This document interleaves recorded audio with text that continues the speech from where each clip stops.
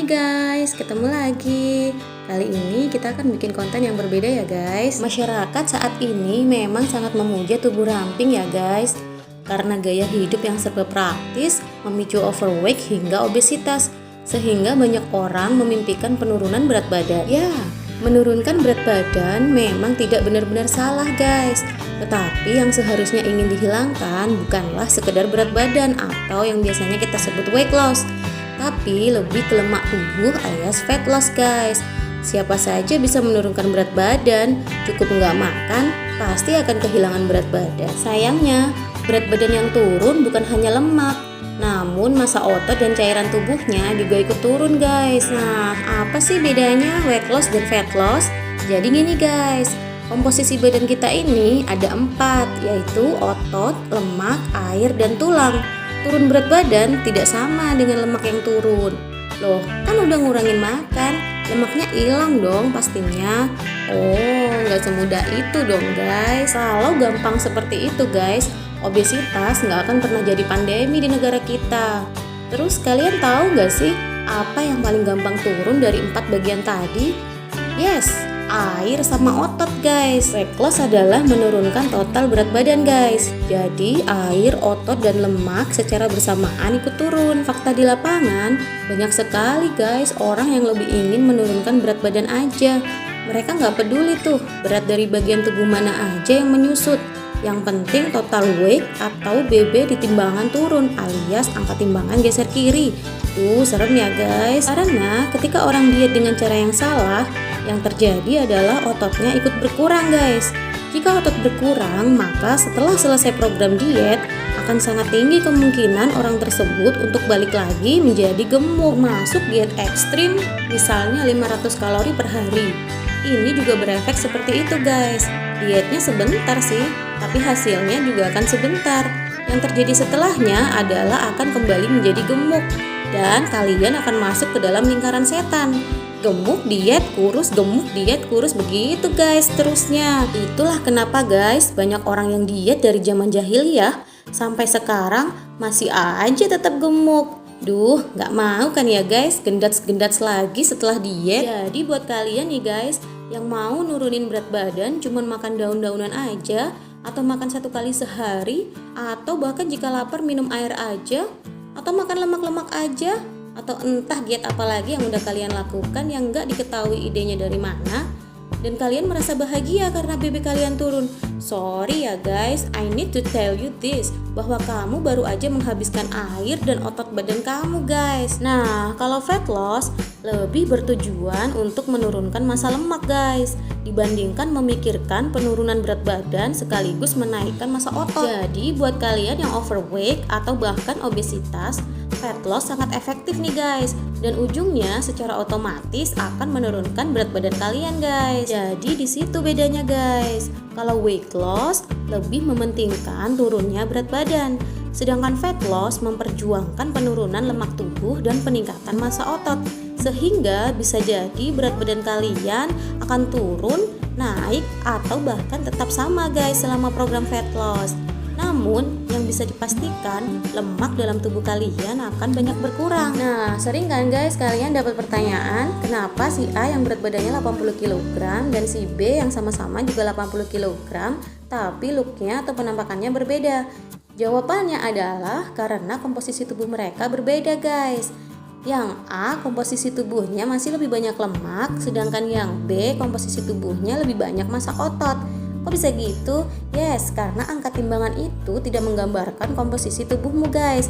Jadi kalau kalian diet harus benar-benar memperhatikan komposisi tubuh kalian. Kalau 80 kg kalian 22%-nya adalah lemak, maka besar kemungkinan otot kalian ada di atas 27% guys. It's mean badan kalian akan ramping luar biasa guys. Tapi kalau 80 kg kalian 33%-nya adalah lemak, maka besar kemungkinan otot kalian ada di 22% sampai 23% guys. Mau bakar lemak juga gimana guys, mesinnya kalah saing nih guys. Apalagi kalau lemak kalian di atas 40%. Otot kalian biasanya hanya 19% sampai 20%-nya aja. It's mean kalian gak punya mesin guys. kalian butuh usaha yang amat ekstra untuk bikin turun dengan maksimal dan sehat. Jadi kalau kalian mau langsing dengan sehat dan benar, maka kalian harus fokus ke fat loss guys, dan naikkan massa otot kalian. Kalau massa otot kalian udah naik, mesin bakar lemak kalian jadi lebih banyak dan lebih baik. Gak usah fokus aku turun 5 kilo guys, fokus aja ke berapa lemak kalian habis dan berapa otot kalian naik.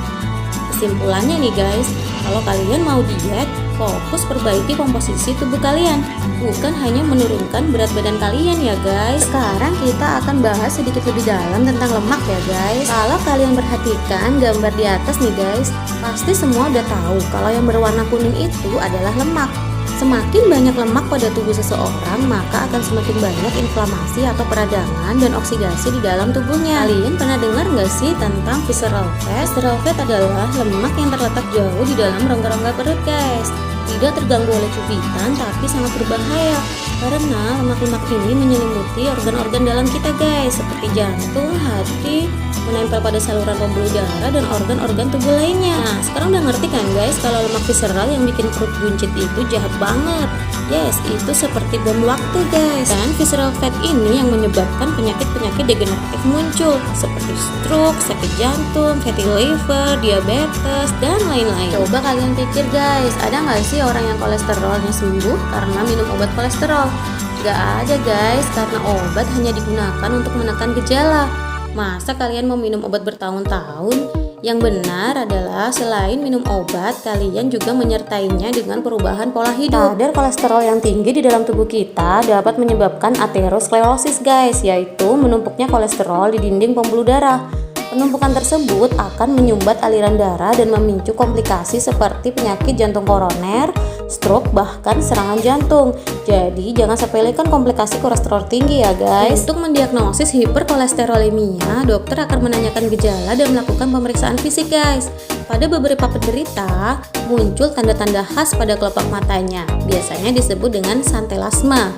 Jadi, kalau mulai ada bentul-bentul kecil di kelopak mata kalian, itu sesungguhnya sudah merupakan sign bahwa lemak di dalam tubuhmu lagi tinggi guys. Sayangnya nih guys, gejala dari kadar kolesterol tinggi di dalam tubuh kadang-kadang tidak khas, seperti nyeri dada. Karena tidak khas tersebut, jadinya banyak kita yang mengabaikan hingga muncul keluhan yang lebih berat, yaitu sudah masuk ke dalam tahap komplikasinya guys. Pada umumnya, orang-orang yang ingin melakukan diet punya alasan yang macam-macam guys.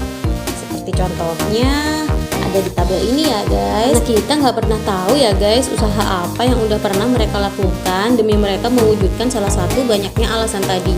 Sampai akhirnya mereka memutuskan untuk program diet. Fat loss ini tidak seremeh itu guys. Kalau kalian pikir fat loss itu hanya sekedar nahan makan, nggak akan langsung kasih jawaban dari segala alasan tadi.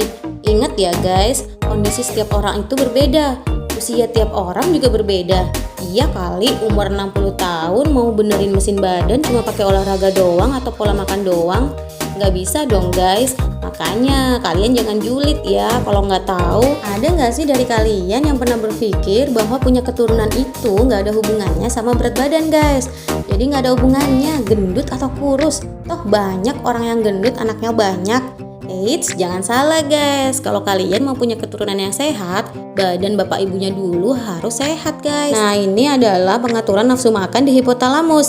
Semakin kalian obesitas, maka akan semakin laparan guys. Akhirnya kalian akan masuk ke dalam lingkaran setan. Lemak menumpuk, kalian stres. Kemudian akan memicu peradangan dan keluarnya hormon kortisol. Hormon kortisol ini akan merangsang hipotalamus buat kalian pengen makan dan makan lagi guys. Habis itu kalian gemuk lagi dan stres lagi, makan lagi, begitu seterusnya guys. Dan efek dari obesitas juga meningkatkan resiko kanker guys. Banyak orang menganggap dengan mereka diet, mereka jadi kehilangan kesempatan untuk memakan makanan yang mereka sukai atau bahkan makanan yang mereka inginkan. Oleh karena itu, 2 dari setiap 5 orang yang menjalankan diet memutuskan untuk berhenti dalam 7 hari. Dan hanya 1 dari 5 orang yang akan bertahan diet selama sebulan. Kenapa kok bisa gitu ya guys? Ya, kebanyakan diet itu terlalu konsentrasi kalau lagi diet. Ada loh guys yang lagi diet tapi ngerasa nggak lagi diet. Itu kalau program dietnya menyenangkan. seperti program fat loss yang lagi aku jalani nih guys. Ingat ya guys, kalau diet bukan berarti defisit kalori berlebihan, apalagi sampai nggak makan sama sekali atau makan yang super sedikit. Karena diet itu nggak boleh sama sekali kelaparan. Tubuh kita tetap membutuhkan nutrisi-nutrisi dari semua makanan yang kita makan guys. Nah, di program diet fat loss aku, semua yang lagi program sama sekali tidak boleh kelaparan. Dan kita tetap bisa makan enak-enak nih guys. Nah, pasti kok bisa enak-enak? Ya, karena semua makanan yang kita makan tetap berasa. Karena boleh pakai bumbu-bumbu, boleh dengan gula, boleh dengan garam, boleh dengan tepung guys. Ya, pasti diantara kita yang gak suka makan makanan seperti mie ayam, bakso, atau bahkan mie instan. Ya ampun, di program diet aku ini boleh banget loh guys. Jadi buat kalian nih guys yang kepengen diet, sayangi tubuh kalian ya guys. Karena order dealnya sulit banget diganti, mahal pula. Lagi pula belum pasti ada. Pasti banyak yang nanya, diet apaan sih kak? Gimana cara makannya? Gimana programnya? Oke nih guys, aku akan jelasin sedikit ya guys. Jadi di sini aku menemukan diet yang benar-benar membuat aku merasa lebih sehat, lebih nyaman, dan memang benar-benar nggak berasa kalau aku lagi diet nih guys. Karena makanan yang aku makan, ya makanan sehari-hari aku. Bahkan makanan favorit aku pun seperti mie ayam, bakso, itu pun aku makan. Jadi program yang lagi aku jalanin sekarang ini adalah program fat loss selama 90 hari guys. Dietnya cuma 90 hari aja sih guys, tapi hasilnya tanpa rebound, tanpa yoyo, dan berat badan kita akan tetap stabil selamanya guys. Satu lagi yang perlu kita ingat saat kita sedang diet, orang diet itu butuh banget didukung guys, butuh support, butuh dipantau, butuh diarahkan, benar kan? Karena di luar sana banyak banget yang ngerecokin kalau kita lagi diet guys. Kalian pasti sering denger, atau bahkan kalian jadi saksi sendiri nih, orang-orang yang banyak makan tapi tetap aja nggak gendut-gendut, padahal mereka juga nggak olahraga. Ya nggak guys? Sedangkan kalau kita makan 2 sendok aja udah nganan. Atau versi paling lebaynya nih, baru liatin makanannya aja belum makan, angkat timbangan udah geser kanan. You know why guys? Itu karena ekspresi gen guys. Ya, ekspresi gen mereka memang cenderung kurus guys. Makanya mereka makan apa aja tapi badannya nggak gendut-gendut. Nah, program fat lossku ini guys, cara kerjanya sampai ke tingkat gen kita guys. Hasilnya akan merubah ekspresi gen kita yang cenderung gemuk bisa jadi cenderung kurus. Alhasil tubuh kita nggak akan bisa numpuk lemak. Meskipun after program 3 bulan itu guys, BB kita akan tetap stabil alias nggak yoyo alias nggak rebound. Jadi selama aku program fat loss, aku dipandu oleh seorang dokter nih guys yang memang udah kompeten di bidang fat loss ini. Jadi nggak usah khawatir ya guys. Dan selama kita program nih guys, kita juga disupport oleh suplemen-suplemen yang memang keren banget nih guys, dan yang membuat program kita menjadi lebih optimal. Makanya hasilnya nggak rebound guys, stabil untuk selamanya. Ibaratnya sih diet sekali untuk selamanya guys. Oke guys, sekian dulu ya ngobrol-ngobrol kita kali ini. Di next video aku akan bahas tentang produk apa yang aku pakai untuk mensupport program diet fat loss aku nih guys. Jangan lupa subscribe ya guys. Kalau kalian suka dan merasa video ini bermanfaat buat kalian atau bahkan untuk orang lain, kalian bisa like atau share ya guys. Jangan lupa juga kalau ada pertanyaan kalian boleh komen di bawah.